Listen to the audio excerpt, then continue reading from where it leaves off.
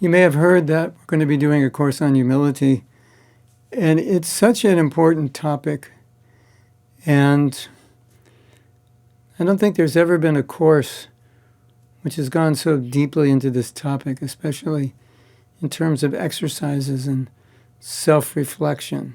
There's a lot of this course. There's going to be a lot of self-reflection about honesty, self-honesty, how we're motivated to be honored. You know, when we look at our service, is it just purely motivated, or are we motivated?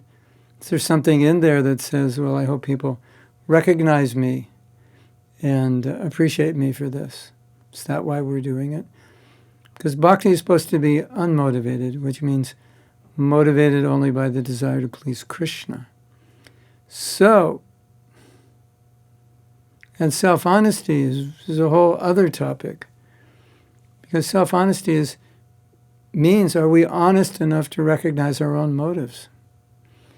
Like sometimes we see our motives in other people, but we don't recognize those are our motives. That's interesting, right? Or sometimes we may have lied. Like, why? What were we afraid of?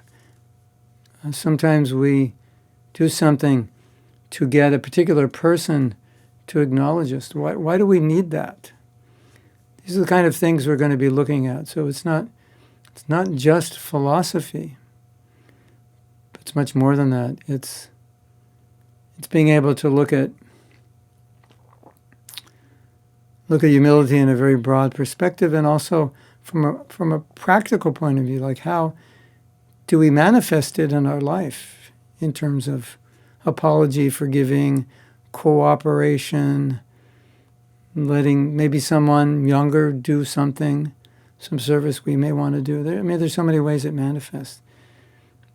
Sometimes we try to manifest it as just practicing a kind of a formal, perhaps artificial kind of humility that's not really real. It's more acting than anything.